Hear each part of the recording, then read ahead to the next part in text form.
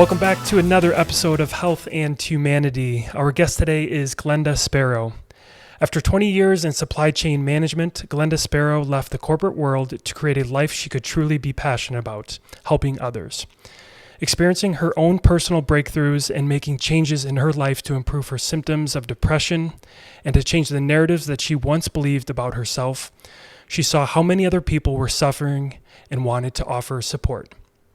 Glenda is a certified primal health coach and a certified holistic coach.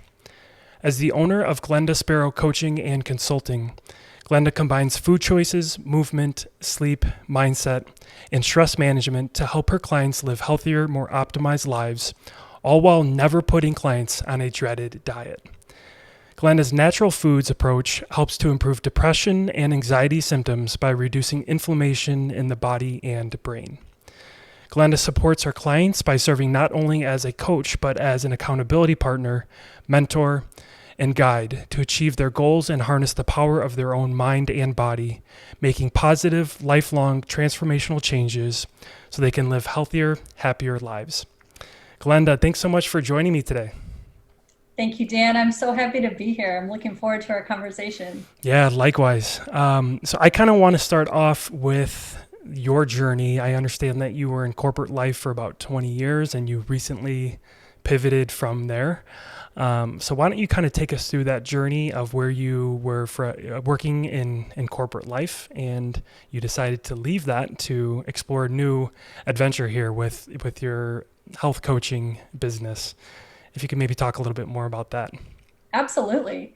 So I could go, in fact, I could write a book about how that whole journey transpired. But I was in supply chain management and it was a career that I absolutely loved. It allowed me to use all of those analytical skills that I loved doing, focusing on processes and improvements and, getting things done. And I absolutely loved it. Part of that career choice for me stemmed from not really knowing myself and having fears of doing anything that was outside of what my family considered the norm. Doing anything that was considered creative or being an entrepreneur or, really stepping outside of that, I'm going to use normal, right? That was something that I never felt comfortable doing. I never felt like it was safe for me to do that for myself or from, the narratives that I had heard and seen growing up. And no fault of my parents or anything like that. It was just, it was very kind of regimented in what felt okay to do. So I remember when I first moved to Florida in 2009, I had the thought of writing a blog. And the fears that came to me when I thought about doing that, nobody wants to hear what you have to say.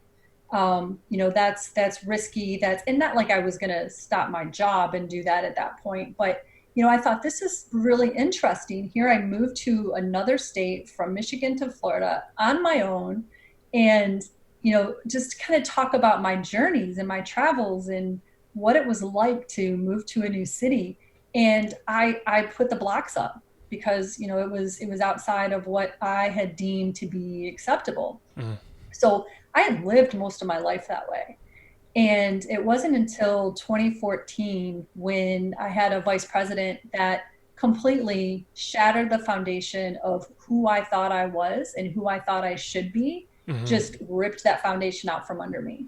What he was doing was providing constructive feedback to me.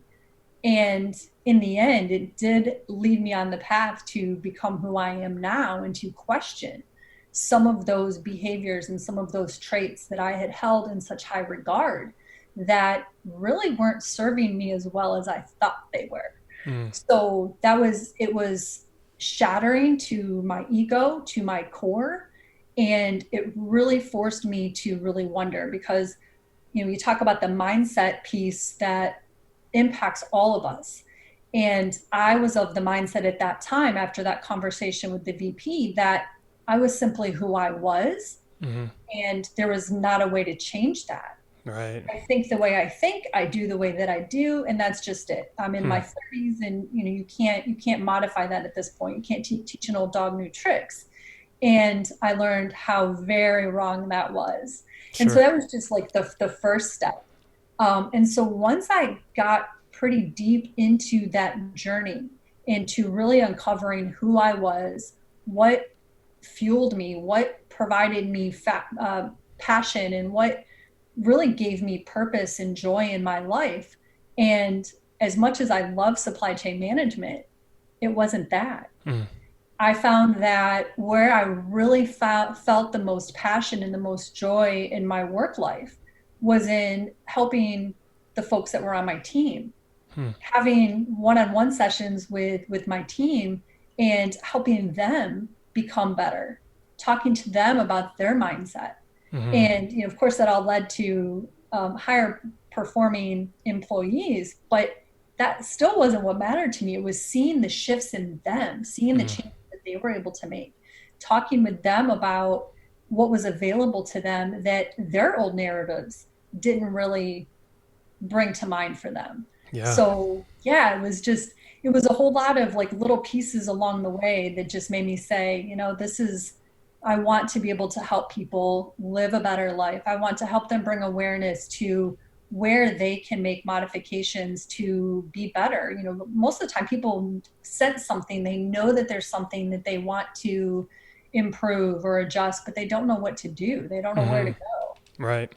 Yeah. I think it's so cool that you had the courage to have that self-awareness, throughout your career and realize that that might not have been the best fit for you, that job in supply chain management and in corporate life, and that is something that could be a good fit for a lot of people, right? Look, working at a big company. Um, but for some people, that's just not the right fit. And I think in that case, it's super important to spend time on self-awareness and listen to yourself and listen to your that gut feeling, right? Of like, okay, maybe this isn't for me and maybe I want to explore something else. And it sounds like that's what you did. Yes. So kudos to you to really have the courage to listen to yourself and understand who you are and what you really want out of life and take that leap of faith. So it's really cool. Thanks. Yeah, life is too short. I mean, we're here to be on our journey and on our mission. And Hmm. for me, that just it wasn't sitting in a corporate environment anymore, doing the same things day after day after day. So Yeah. yeah, it's a little scary venturing out on your own, but at the same time, the joy that I feel in being able to help others is worth it. Yeah, 100%. definitely. Yeah, I mean, you mentioned it's scary, and I think that's a big thing for a lot of people. They, as you mentioned, we have these fears, and a lot of it I think comes from like societal norms. It could come from parenting, whatever it is. A lot of people are just kind of fearful of like, oh no, I can't do that. I can't leave my cushy corporate job with benefits and health insurance to explore entrepreneurship. So it is a level of I think getting over fear. But let's kind of go down this path of, you're working with your team on their lives and their health and their well-being, and you realize, that's really what I want to get into. So it sounds like that was kind of the genesis of your new coaching business. Is Mhm. that right? Yes. Cool. So what tell us a little bit more, I guess, about your business. Who are the clients you're working with? What are they coming to? What kind of problems are they coming to you with? And what solutions are you offering to them? It's been very interesting because when I first started coaching, I wanted to coach on just all of the things that I feel qualified to help people with. Mm. And so, when you're building a business, you really have to find what your unique niche is. I mean, with you doing the podcast, sure, you could have a podcast that just talks about everything, or like Seinfeld, the show that's about nothing. If you have a particular focus, you find that it's much easier to clarify your messaging.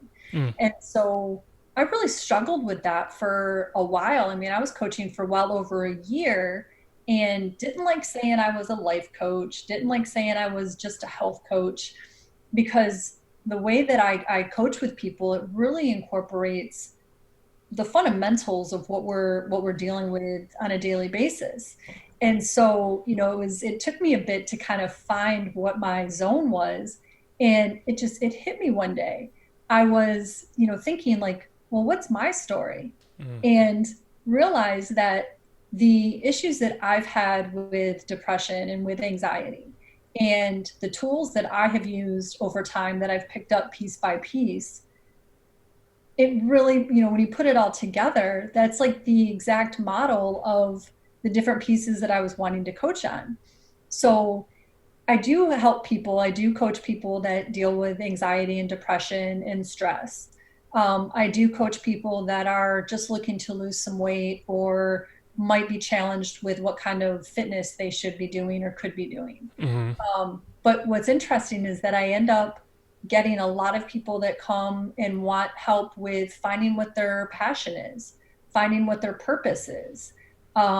Maybe they're struggling with relationships. And while I don't say that I'm a relationship coach, when you're struggling with relationships, most of that does go back to your mindset Mm. and those narratives that you have. When you're talking about the fears, so many people live their lives in a state of fear that they're not even aware of.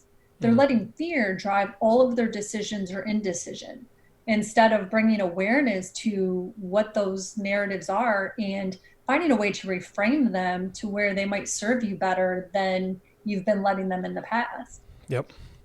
Yep. So I would say, tell me if you agree or disagree, but I would say like the core pillar of a successful life, and I know that's kind of a loaded term, a general term, but I think that core foundational pillar is health, right? Like if you look at success, it could be living a healthy life, it could be making money, it could be success in your business, success in your relationships. But I think that very first step is health, because I think if you're not healthy, you're not going to be able to enjoy the money that you have. You're not going to be able to enjoy the house that you have. You're not going to be able to run the business that you're running or trying to start up. So I think that's number one is health. But then if you really break down health, there's a lot of core pillars, principles within health, right? There's mental health and better sleep and nutrition and um, a number of other things, exercise. I mean, there's so many different things that kind of make up a healthy lifestyle. But I would say when you really look at it, I would say mental health is that key foundational pillar. Because without that, without your mental health, you're not going to be able to live the other areas of your life in a healthy way. So I think that's a really good first step to take is looking at mental health. And from what I understand, you have your program, I think it's a new program, Kicking Depression's Ass, which obviously focuses on depression, anxiety. Why don't you tell us a little bit more about that program? Well, the part that you mentioned about how important mental health is, Mm-hmm. that's the part that most people don't want to talk about. Yep. I myself couldn't even acknowledge the fact that or admit to anyone else or even myself that I had depression Mm. until a few years ago. Mm. It was something that I know plagued me for most of my life, and I never really brought awareness to it, and certainly would not share and use that word around people. Mm-hmm. So, we are seeing a lot of changes in society where people are talking about how important mental health is much more frequently and with more ease than they Yep. did in the past, which is fantastic Yep. because with anything, until you can bring awareness to it and acknowledge it, then Mm. you can't do anything about it. So mental health certainly is super important. And in Kicking Depression's Ass, that program really does it kind of takes those pillars that and the things that I'd been coaching on previously and puts it into a program that addresses in a very strong foundational manner the way to put mindset, movement, food, and sleep, Mm-hmm. incorporate those things into your life in a step-by-step process that doesn't feel overwhelming, doesn't feel like you're just ripping the band-aid off and feeling that excruciating change that can be very scary. Mm. But it takes those small steps for the clients that I work with and helps them see how just making those small shifts week by week, and they start to see the results from that. And Yep. then we build upon those steps from there to really get them to a place where they're feeling amazing and wondering what took them so long to reach out. Yeah. Yeah. I'm happy you mentioned the idea of raising awareness around mental health. I had a recording not too long ago. I was talking with an individual about mental health, and we talked about the stigma around mental health, mental illness, but even just things like seeing a therapist. It's I think we've made really good strides over the last 5, 10, 15 years around that space of kind of normalizing it, right? If you look back a few decades ago, it was almost like it was a negative thing. There was something wrong with you. If you needed help, you were weak. And I think, at least in Western culture, over the last 10 years or so, we're making some good strides on talking about it more, normalizing it, raising awareness about it, having more people feel comfortable admitting that I'm suffering through depression or anxiety and I need some help. I need somebody to talk to. I need to make some real changes in my life. So I think that's a good first step. It's just that awareness and removing that stigma. And then, so you kind of talked about the different pillars that you have in this program. You have mindset, movement, nutrition, and sleep. I believe, are those the four pillars, Yep. correct? Let's Yes. start with, I want to cover each one of these and break them down a little bit further.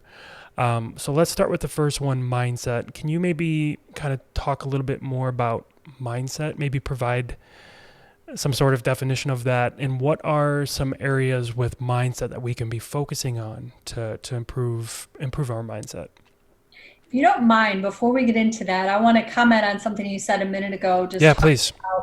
just talking about depression and anxiety and Mm-hmm.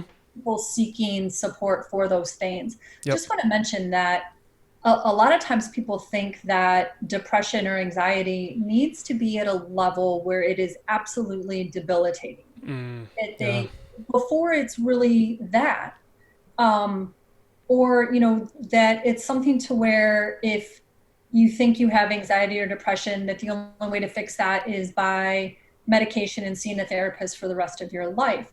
Mm. And what I want to point out with that is that in Peter Crone, I think it was that I heard say this, depression is when you're dealing in the past.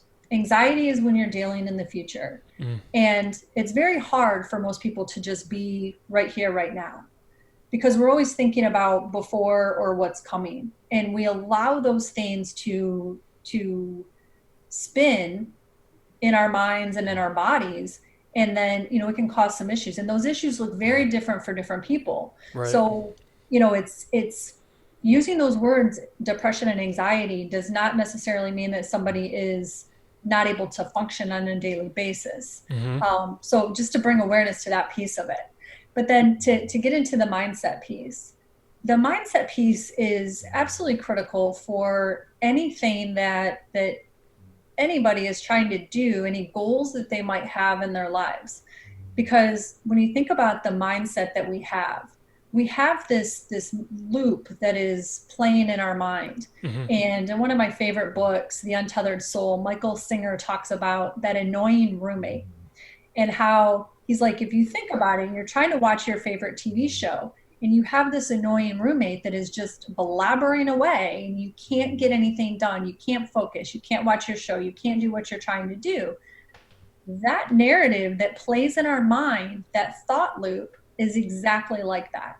And so Yep. sometimes we just need to recognize what those thoughts are, acknowledge it, and Mm. then reframe that loop tape, right? So if it's something where you have this thought going through your head, if you're dealing with anxiety and you're always worried about what's going to happen tomorrow or next week, and you can bring some awareness to that, pause that loop that's playing, Mm-hmm. and just say, okay, so I'm feeling something about what might be coming up next tomorrow or next week or next month.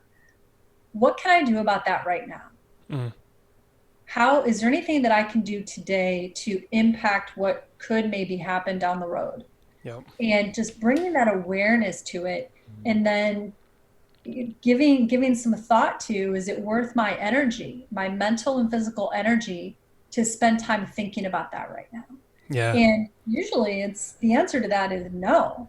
There's nothing, you can't predict what's going to happen tomorrow. You can't, I mean, there's nothing wrong with planning ahead and with setting yourself up for the most success possible. But at the same time, you can't think that you can plan out every step of the way, Right. because it's not possible. So being able to bring awareness to that mindset and awareness to what it is that you're thinking and feeling, and then reframing those thoughts to where they can serve you better Mm. than what that negative thought loop might do. Yeah, I think one of the most dangerous things that we can do when it comes to, we're talking about anxiety. So let's just talk about anxiety or stress. I think one of the worst things that you can do is bury those emotions. Just you feel it and then you kind of just push it to the side, because that's only going to build up further. And there's And actually it something, affects you physically. it When affects, sorry, say it again. It affects us physically? yes, How so? anything that you're suppressing in your, that you think that it might just be a thought or a feeling or an emotion, Hmm. if you are holding on to that and not allowing it to process through your body, then it manifests itself in some form of dis-ease in your body. Hmm.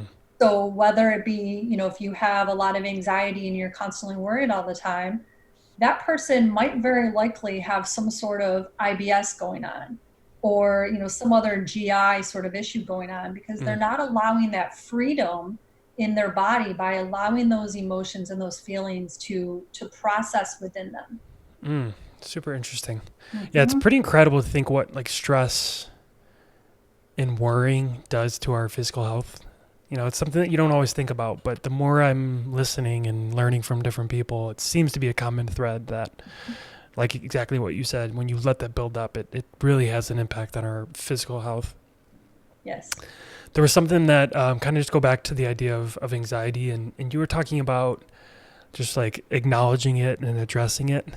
There was something that Mel Robbins said recently with anxiety, that there's really two sources of anxiety. It's either you have anxiety because you have not taken action on something, or it's because you take too much action on something. So with not taking action, it's obviously not taking action, right? You're prolonging things, you're procrastinating, you're pushing things away, and you're not really addressing the things that are giving you anxiety.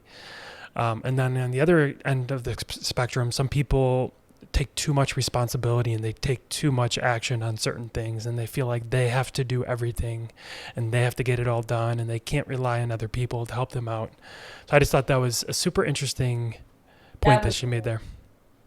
I was the one that I felt like I had to do everything and take responsibility for everything and everyone Hmm. around me. And it was a miserable existence. Yeah. I mean, you think about like even just being at work, and there weren't enough hours in the day because I felt like I had to do everything and be Yeah. responsible for every bit of what transpired around me.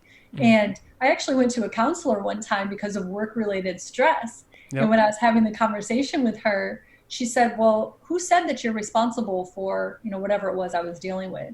Hmm. And I was like, "Well, my boss, da da da." And she was like, no, who said you are responsible?" And I was like, "Oh man, I'm doing that." Yeah. I wish I could say that I like took that quick response and made an immediate adjustment. It took me several more years to really Right. work that through, Yep. and I still catch myself. But yeah, now that I have the awareness about the fact that I do that, that I have a Mm. tendency to want to be responsible for everything, to really bring awareness to that and just take a step back and let other people do what they need to be doing. I'm responsible for myself right now. Yeah. It's remarkable what our mind can do, like the tricks our mind can play on us. Like the example you gave there was, you put all of this pressure on yourself to do everything and take responsibility for everything, and then your mind told you, well, my boss told me I need to do this, when really it was yourself saying, this is what needs to be done and I need to do all of it. And then your mind kind of flipped it to make it seem like that pressure was coming from your boss. And maybe some of that was, but not all of it. So I think it's really fascinating what our mind can do. Yes.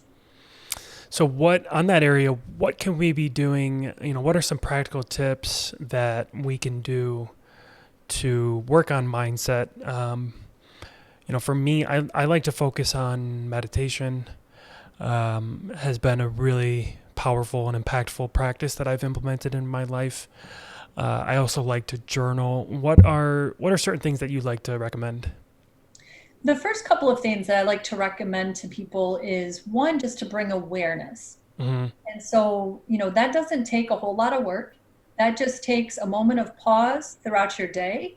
And if necessary, you can set an alarm on your phone to go off maybe once an hour, every couple of hours, something to just do that check in with yourself. Mm. It can be something as simple as, and this is an example that I still catch myself doing. I'll feel tightness in my body. If I'm just driving down the road, I'll notice that I'm holding certain muscles very tightly. Yep. Why am I doing that?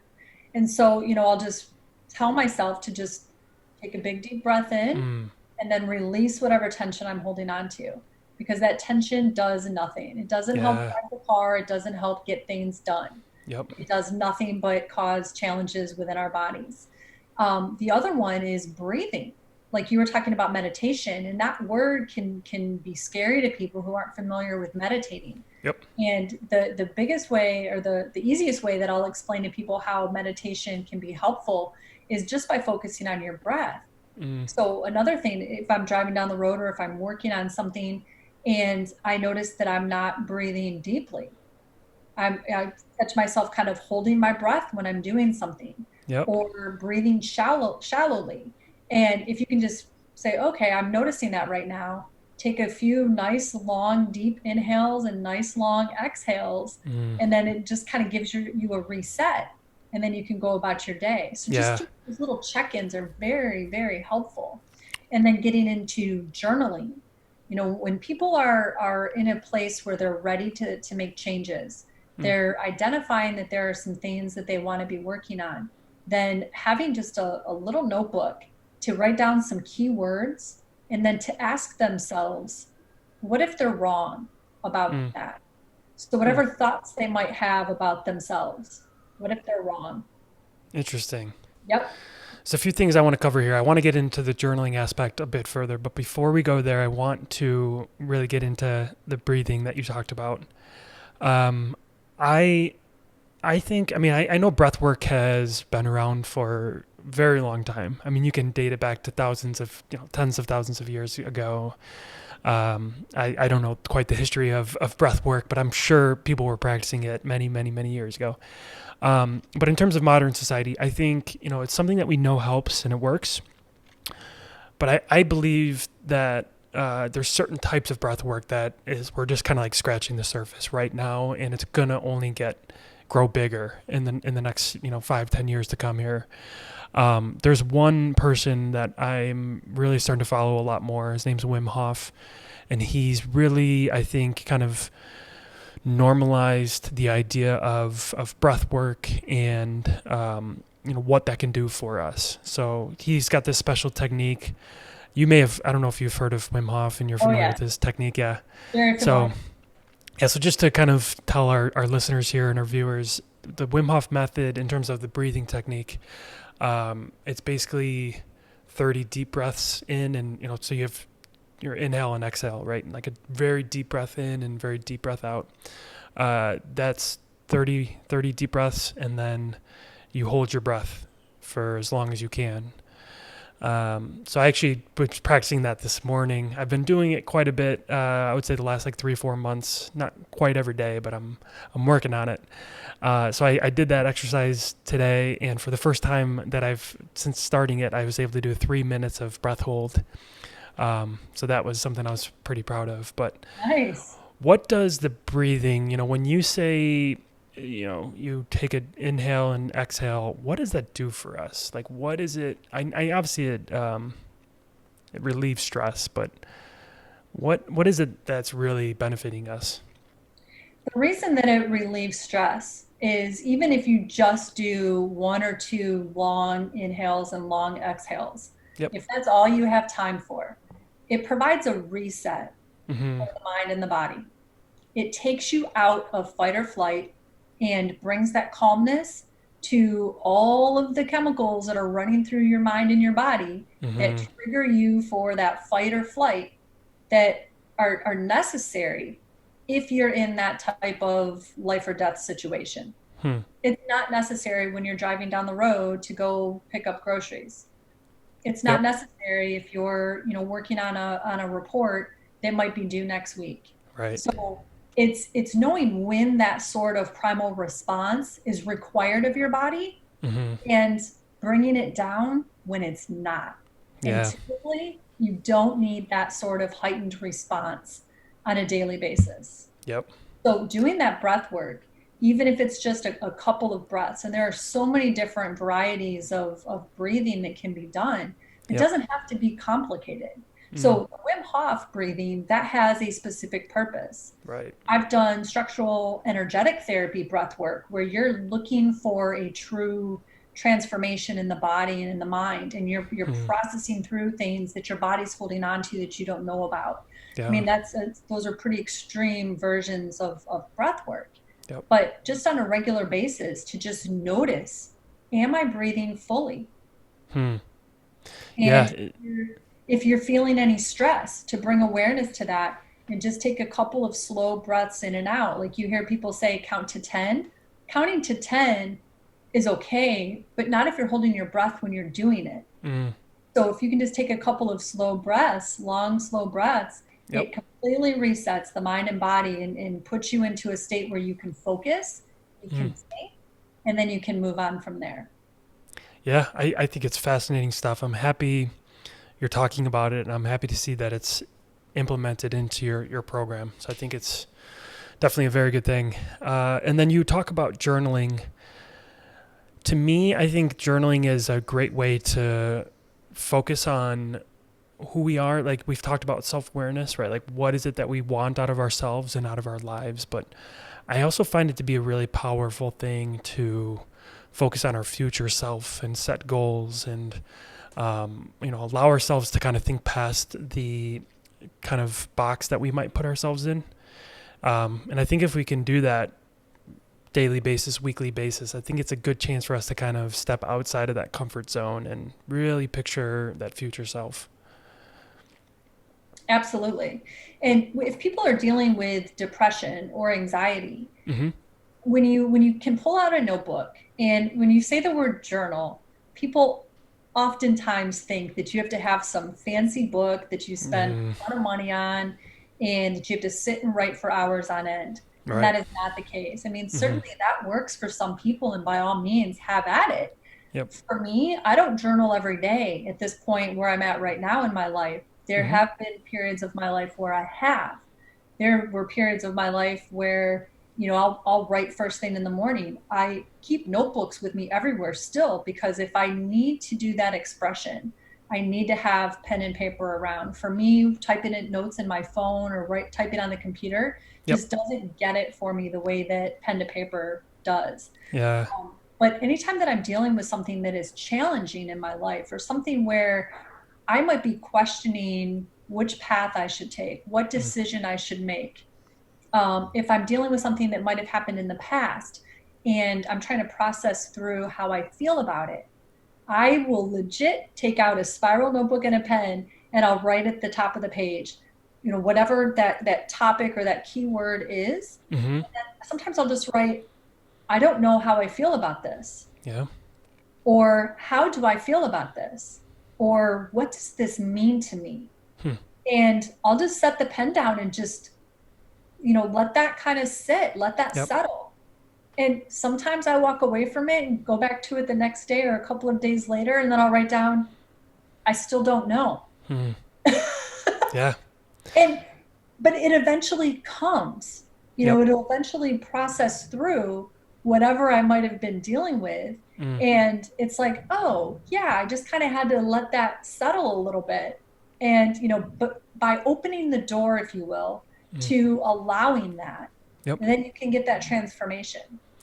I really like that. Because I think a lot of people, at least myself, I think when I think of journaling, it's like you have to write down just thoughts and statements, right? Like it could be a question, but most of the time you're just like journaling about how you feel, where you want to be a year from now, 5 years from now. But I love that idea of just writing down a question that's on your mind and, allowing it to be okay to not have an answer right now. And like you said, you might not even have an answer. You might go back to it and you still might not know tomorrow or in a week or in a month. But just putting that down on physical, pen and paper, that question, it's giving you that opportunity to kind of sit on it and reflect over that time. And eventually you'll get to it. You'll eventually get to that answer or that outcome that you're looking for. Yep.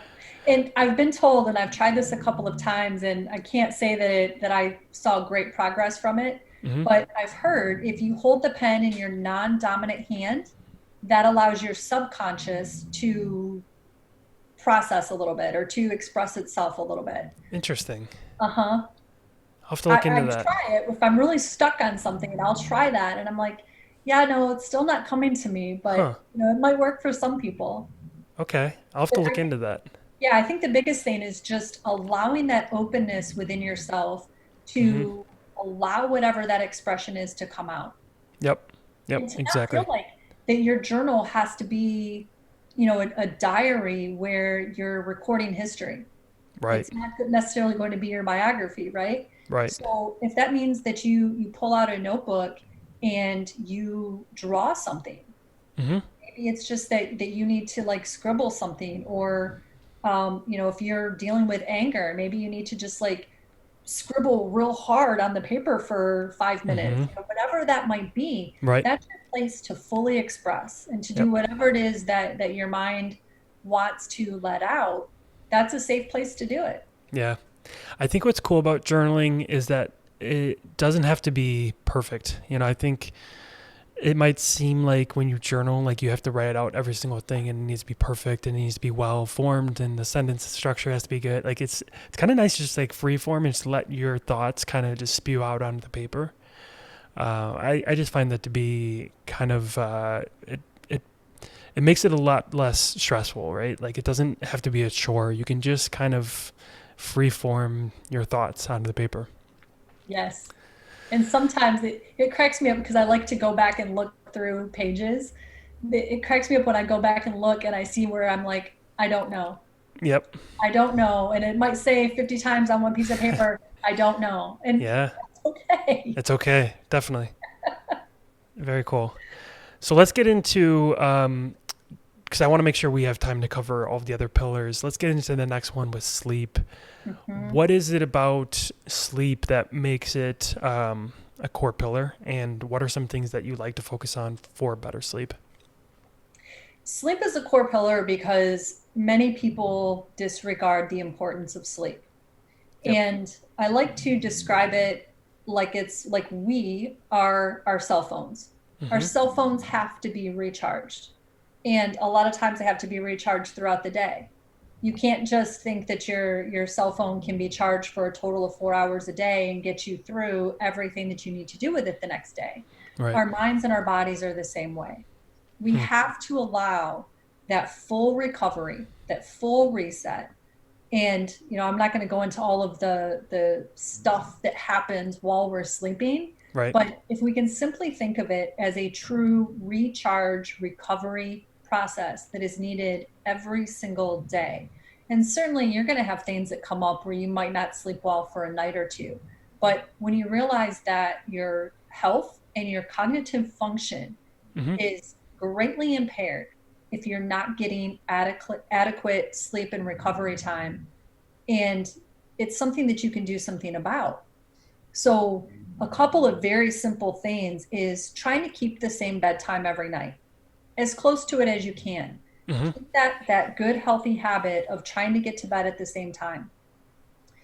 Setting a good bedtime routine, and that might look different for you than it does for me, Yep. but for me, I need a good kind of winding down period of time Mm-hmm. where the lights in the house will get a little bit dimmer. Yeah. Sound, if there's music on, or if I am watching TV, that, the sound kind of lowers in the house, just kind of brings everything down a little bit for an hour or so before I go to bed. Mm-hmm. And then I have been, ever since I was a little kid, I read before I go to sleep at night. And there are some nights where I go to bed and I'm like, don't need it tonight, and I'm out.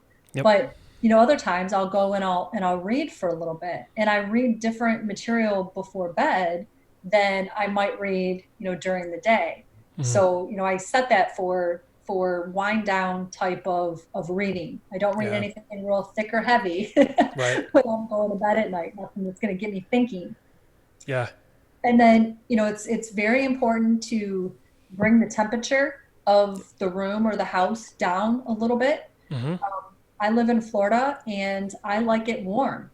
And it wasn't until I started doing a lot of research into sleep and I messed with my thermostat, I lowered it 1 degree. Mm. I slept so much better from that 1 degree difference at night. Yeah. 1 degree. Everything you're talking about right now, I'm very happy because it's most of the stuff that I've been implementing. Definitely cooler temps. I'm definitely somebody that likes it cooler, and I like it cold when I sleep. So I think that's definitely a good thing. And then the nighttime routine, that's something I've really been focusing on.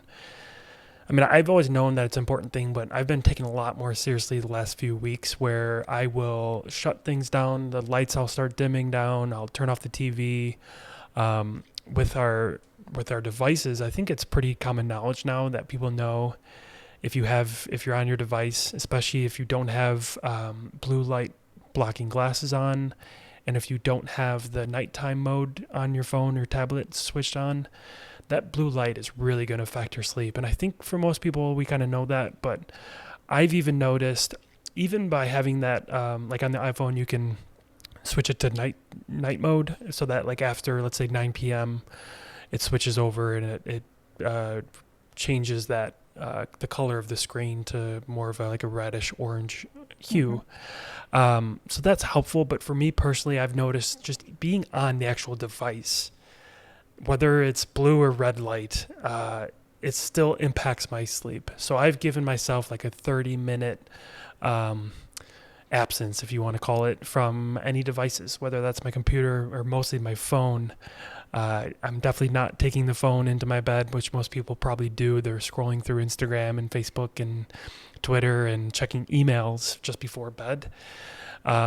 So aside from the light of it, I think just that stimulation of our mind is really going to affect our sleep. Mm-hmm. Well, and if you think about it from a primal standpoint, Mm-hmm. the cortisol and melatonin in our body is designed to be triggered from sunlight or sunrise and sunset. Yep. And with all of the artificial light that we use now, our bodies are challenged with figuring out what chemicals should be running through us at what time of day. Yep. So definitely, if you can be outside first thing in the morning and get some good direct sunlight first thing in the morning, and then be very cautious of what type of light sources you're allowing as you are approaching bedtime. Because when you have the cortisol flooding through you, when your body thinks that it's morning, not night, then you're not going to be able to sleep well. Yep. Yeah. Yep. Yeah, it's fascinating. I think sleep is so critical to our well-being, but definitely to our cognitive health, and that's what you're kind of talking about, obviously, in all of this is our mental health and really kind of pushing depression and anxiety aside. We're not going to eliminate it, but at least address it. I think sleep is a great step. Yes, that's what the 4 pillars are all about. Depression and anxiety are never going to go away completely for most people. Right. But it's finding the very natural things that we have access to around us every day and learning to make better choices to improve our symptoms and lessen the symptoms. Yep. Yeah, and you talked about getting natural light right away in the morning. That's something I've been doing too. I make sure I open up the blinds right away as soon as I wake up. And then I have been going on a morning walk pretty much every single day. I'll go out for 15, 20-minute walk. So that kind of leads me into that next pillar of movement. So let's talk about movement and how it's connected, again, back to mental health. Obviously, when I ask you, like, what are some steps we can take to get more movement in our day? An obvious one is exercise more. But what is it that we can be doing to make sure we are getting enough movement throughout the day? So I'm very careful about using the word movement, Mm-hmm. not exercise, because that can trigger for a lot of people that it has to be something extreme. Yep. And that's not the case. You Mm-hmm. can get great cognitive benefits simply by going for a walk. Yeah. And the more strenuous you can make that walk, the better. The more strenuous you can make your daily activity, physical activity, the better. Mm-hmm. But for a lot of people, it's just get moving, do something, Yep. park farther away from where you're going, Mm. take the stairs, especially now with COVID. Do you want to be in an elevator? Take the stairs. Yep. But it's getting that physical movement because of the way that your brain and your body are responding to that movement. Mm. So it isn't just your physical health that sees the benefits from daily movement, but the cognitive function, being able to think more clearly, being able to know and be able to tap into what's going on with yourself Mm. simply by moving your body and using it as it was intended to be used. So, Mm. if there are people that have any sort of physical challenges, there are still things that you can do with whatever limitations you have that Yep. still allow you to get some movement. And I did a Facebook Live yesterday and was talking about movement in particular. Mm-hmm. It was like, no excuses. Like, look, even if you're in a wheelchair, there is something that you could be doing to get some sort of movement in your upper body if that's all that you have available, Yep. to be able to still allow that chemical response that we have from movement. Yeah. You talked about using our body the way it's designed to be used. To an extent, there's really nothing wrong with going to the gym and having like just a soul crushing workout. Obviously, depending on if you're training for something, right? If you're training for an Ironman or a marathon, or you're an NFL player or an MLB player or Tour de France cyclist or an Olympic athlete, like obviously you're going to be training for a very specific goal and outcome. But for most people, going to the gym is really, I don't want to say it's not necessary, but if you do it, it's really just icing on the cake. It's complementary to the activity that you should be doing throughout the day, right? Walking more, taking like the things you just said, taking the stairs instead of taking the elevator. Or if you have kids, go out in the backyard and toss the ball around with them. Or, as you mentioned, park a little bit further. And I think by doing all of those things, we're going to have more movement, and you don't have to get stressed out about like, oh my God, I didn't go to the gym, or I didn't do this workout today. It's okay. As long as you're thinking about it throughout the day, getting that movement in. And then if you happen to get, a really intense workout in at the end of the day or the beginning of the day, that's just icing on the cake. Yes. And, movement was one of the first pillars that I identified as Mm-hmm. something that helped my depression. Mm-hmm. I've been working out for, oh gosh, I don't even know how long, 15, 20 years now. Sure. And I have been doing that almost every single day because I noticed early on that it really improved my moods. Yeah. And for me, I love hitting the gym. I Mm-hmm. love doing some pretty hardcore exercises. And yes, I do walk the dog every day. We go for a nice long stroll in the morning, even Yep. before I go to the gym at 6 a.m. But it's that movement is different for everybody. And people need to know what motivates them, Mm. find something that they really enjoy, Yep. that they can look at as, even if it's playing, if it's, kicking a ball around by yourself in the backyard if you have to, Right. Right. if it's, just doing some push-ups or sit-ups or something in your living room, Yep. jumping jacks in your living room. I mean, there's something that you can do every day For to sure. keep moving, to get that body moving. Because we were not intended to be sitting on a couch or sitting at a desk chair Yep. as many Exactly. hours of the day as we are. Right. Exactly. I like that you talked about finding something that you enjoy, right? Like it doesn't always have to be going to the gym for an hour and a half. Like for me, and let me actually say this as well. I think it's important to not only find something that you enjoy, but to accept the fact that it's not always going to be that one type of movement or exercise, right? That Right. can change over time. Yes. So like for me, when I was in my younger years, high school and college, I did enjoy going to the gym. I liked lifting heavy weights. And then over time, I was like looking around and I'm like, you know what? I don't really get much out of this. Like I'm not getting enjoyment out of this type of workout. And I also think I had a little bit of like fear, if you want to call it that. But I think I got a little self-conscious around other people at the gym, judging me.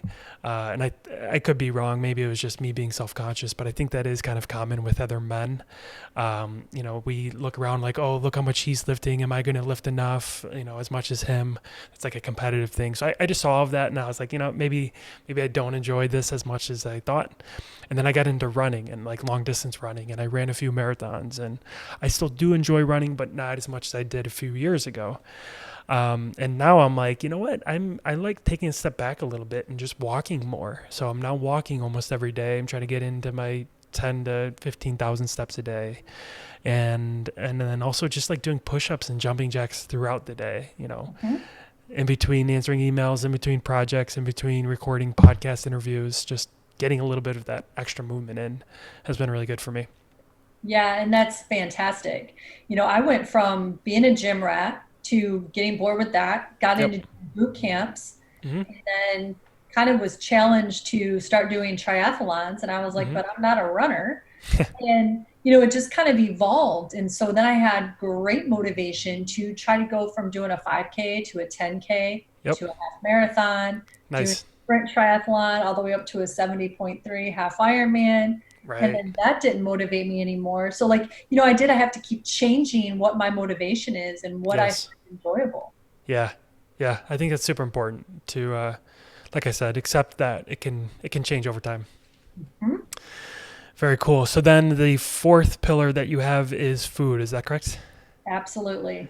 Cool. So let's talk about that and how nutrition and correct me if I'm wrong, but from what I understand, well, I guess all four pillars are super important when it comes to connecting back to our mental health. But I guess in terms of cognitive well-being, nutrition is super important. So can you maybe address that a bit? Yeah. So when it comes to food, most people think that it's just something that tastes good or doesn't taste good Mm-hmm. and it fills the belly. Yep. That's all they think of that food is.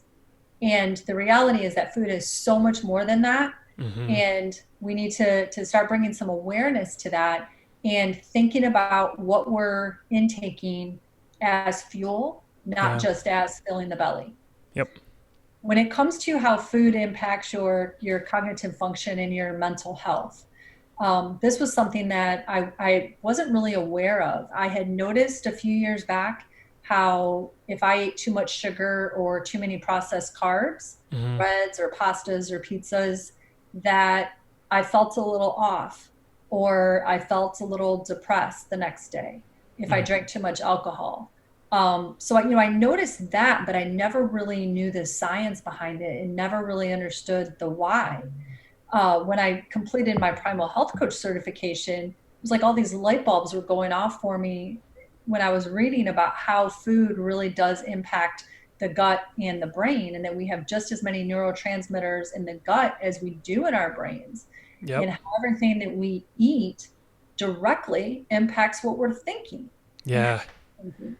And so when you know that that connection is there, and so for me, I started sampling with trying to eliminate, for the most part, sugars and processed foods. Mm. And not to say that, because like you said in my bio, I don't use the word diet because I think that that's too constricting and adds too many um, negative feelings for people.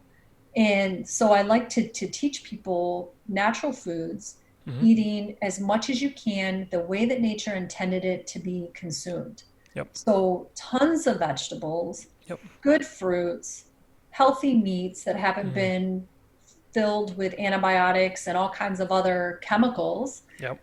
but just trying to eat as naturally as possible. Mm-hmm. And knowing that most of what we know about food Yep. comes from the food industry. that has paid our government a ton of money, not to get into conspiracy theories, it's just simple facts. Yep. They had a reason to say that this particular food grain was healthy for us Mm. and which ones weren't. So do the farmers that are growing good, healthy beans, green beans or tomatoes, do they have the same type of funds that these processed food companies have? And Mm. they don't. Yep. So when you know that we truly don't have a need, our bodies do not need to eat grains. Right. The only Yeah. reason that grains ever became a thing was because it was a very cheap food source that could Mm-hmm. be easily stored to be served down the road, years down the road, right? Get Yep. us through some harsh winters back before we had refrigeration. So, grains are something that we just don't need to consume, and our bodies are still trying to figure out how to consume them. Mm. That's why so many people have issues when they're trying to digest some of those grains. Sugars are the same way. Sugar is as addictive as a lot of other Schedule 1 substances that you can be arrested and put in jail for a lot of years if Yep. you're possessing. But sugar, let's just put it in all of our food and feed it to our children. Yeah. That's Don't scary. get me wrong, I am still a recovering sugar addict. I find ways to have a little bit here and there Sure. without fueling off of it all day every day. For sure. It's it's scary the more I read and learn about the food industry and where we've gone over the last few decades, last 50 years, and how much things have changed for the negative compared to the hundreds and thousands of years before our era. Mm-hmm. Um, I think in terms of finding the right foods for each individual, I actually kind of relate it to what we were just talking about with movement and different types of exercise. And we were talking about how you have to kind of find what's going to work for you and what you enjoy and what you like in terms of different movement. I see some parallels there with food, and not so much in the sense that like, okay, these are foods I enjoy, but really what's going to make you feel better. And it's different for everybody, right? Like, yes, we know there's some core foods that we should be having, right? Vegetables and fruits and healthy meats. But in terms of our day-to-day nutrition, I think it's super important for people to kind of explore a little bit more and experiment on what's going to work for them. What are certain foods and ingredients that is going to make me feel better and give me more energy? And what can I be doing to reduce inflammatory foods? Because it is going to be a little bit different for each person. Right. Yeah, no, it's absolutely true. And it's just being aware of what it is that you're consuming. And so, Mm-hmm. I don't necessarily think that people need to be writing down everything that they're eating all the time. But Right. when you're first trying to make some changes, and so when Yes. I work with clients, I do suggest that they keep just a quick food journal Mm. to note anything that they're doing differently, whether they're skipping something that they might have had every day before, Mm. or they're trying something new that they've never had before, and Yep. just a quick word or two. How did you feel Mm-hmm. that day or the next day? Yep. It's very simple because, I know that if I eat a pizza, I'm going to feel like crap the next day as Yep. much as I love pizza. Mm-hmm. So I'm going to be very careful and choose when I have pizza wisely. Yep. Exactly. And Yeah. then try to balance it out to make sure that I'm eating more vegetables before that or after that, Yep. consuming more water before that and after that, Mm. maybe getting an extra sweat in if necessary, but Right. Right. yeah. Yeah, I'm happy you mentioned like the idea of a food journal. It's something I've been doing a little bit more of lately. Is just kind of keeping note of what makes me feel good, what gives me more energy, and then what makes me feel like crap right Hmm. after I eat it or the next day. Yeah. And like you said, it doesn't have to be like you don't have to keep a log of every single food and how many calories, and you don't have to get like super crazy with it. You can if you want, but it doesn't have to be very specific. It can just be a simple few notes of how that made you feel. And if it makes you feel good, have more of that. And if it's making you feel bad, try to eliminate that. That's right. It's very simple. Yeah. The interesting thing too is that, I've put these four pillars together because they work. Mm-hmm. If I have a day where I'm feeling a little bit off, I'll do a quick run through of what I've had, what I've done the past couple of days, Mm-hmm. kind of see if I can find a trigger spot. Reality is sometimes I've been doing everything on point, and you Interesting. still have a day where you're feeling a little bit off. Right. And so it's okay. But just by bringing awareness to that, I was like, Mm. okay, no, I didn't slip up too much. I didn't have pizza every day for the past 5 days. Yeah. It's one of those days. So then practice a little bit of self-kindness Yep. and bring awareness to what those spiraling thoughts could be when you're Mm. having an off day, right? Yeah. Make Yeah. sure that you don't get stuck in that downward spiral and just say, okay, I'm having an off day today. I'm going Yep. to be very kind to myself. If you have people that are around you that you're close to or that you're interacting with throughout the day, to let Mm. them know, hey, I'm having a bit of an off day today, and the next day you're probably going to be back on track again. But Yeah. just to practice that kindness when you do have a day that Yes. you feel off. Yep. I like that. I like the fact that you are paying attention and raising awareness to if you do have a bad day or something that goes on and that's not aligning with your goals, just acknowledge that it's there. And then just bring yourself back like, okay, are there certain areas that maybe I slipped up in the last few days or this week? And just kind of revisit that, I think is super important. Yep. Very cool. What else about your program that we haven't covered that maybe you want to address? So the program, when you talk about the four pillars, it's pretty basic. But when I'm working with clients, I do work with them individually Mm-hmm. with where they're at. Okay. So it's not a course that I send people to and they do it on their own. These Right. are truly weekly calls where we're tapping into what is going on for that person. Hmm. So the structure of the program is there, but it's easily modifiable. If somebody needs to spend a little bit of extra time working on what might have been, week 3, and we're still working on that on week 5, that's okay. Mm. Maybe they don't need as much time on week 6 as another person does. Yep. So it's really customized to make sure that people are getting the individual support that they need Mm. to make the progress that they want to make. Very cool. And how long of a program is this? It's a 12-week program. 12-week program. Yep. Excellent. Very cool. Yeah. Awesome. So before I get to my last question here, Glenda, where would you like to send people? Where can they learn more about your work and your business and in your program? My website is glendasparrow.com, and I'm on LinkedIn under just my name, Mm-hmm. and Instagram and Facebook is Glenda Sparrow Coaching. Perfect. And I'll be sure to have that all linked up in the show Yeah. notes. And I do have a free masterclass. I don't know when this is going to be airing, but it's August 10th at 7 p.m. Okay. where we'll get into in more detail of the four pillars. Perfect. That sounds great. Awesome. And then my last question for you is, who do you want to impact the most with your work? I want to impact the folks that are struggling and need some help. Mm. They're aware that there's something that they might be feeling that's going on with them, Yep. and they are looking for how to get through the other side. Mm. And so I really want to be there to help people, even if they're just hearing this right now, but just to know that it's okay to feel the way that you feel and you're not alone. Lots of people go through that, way more than you will ever hear talking about it. Yes. And you don't have to feel that way. There are some very simple things that you can do today to help you feel better. It's awesome. That's so great. I really appreciate your time. I appreciate the work that you're doing and the mission that you're fulfilling with your business and this program specifically. So thank you so much, Glenda. Thank you, Dan. This has been great. Thanks for having me. Absolutely. Thank you. Have a great day. You too.